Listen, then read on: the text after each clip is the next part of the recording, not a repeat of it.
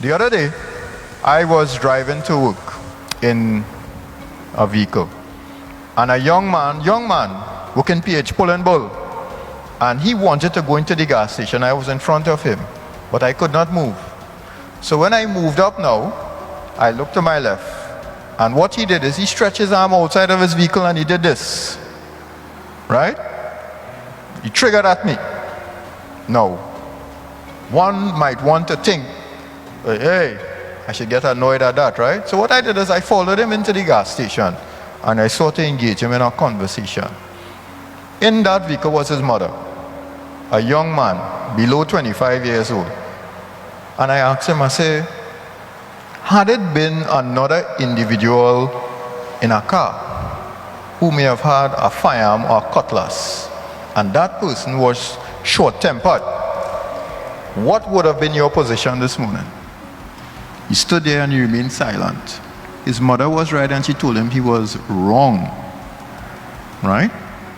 But what is interesting, as I communicated with him, his eyes started to fill with tears, because I could see, therefore, that aggression is stemmed from something, a root cause, as Ms. De Leon said. And you know what some of the root causes are? Parenting. Parents not doing what parents are supposed to do. Having a child is a major responsibility. Many young persons now do not understand that responsibility. Boy meets girl. They get into what they call a relationship. Girl gets pregnant. Boy is not employed. The relationship comes to an end. He moves on to somebody else, and the young woman is left with a child. She now has to struggle to maintain that child. The young man, for whatever reason, is not working in here, and that child is growing up in a household. If she doesn't have that parental support or that familial support, that child is growing up in the absence of a father figure. So her challenge now is she has to go and work to try to make ends meet. This poor child now goes into a daycare and he doesn't have that upbringing that is required. No father on the landscape. And what we have now in our community is another young man who is enraged because there was nobody to tell him to use that finger for something else. We need to come together. Not one, the police can't do it alone, the politicians can't do it alone, the churches, the volunteers, but if we all come together, I'm most certain that we can have a positive impact within our community. You need to hear from the youths as well.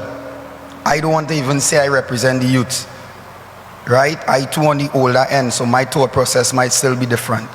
So my concept and my officer's concept of Maloney is one where these persons here and the wider community want peace.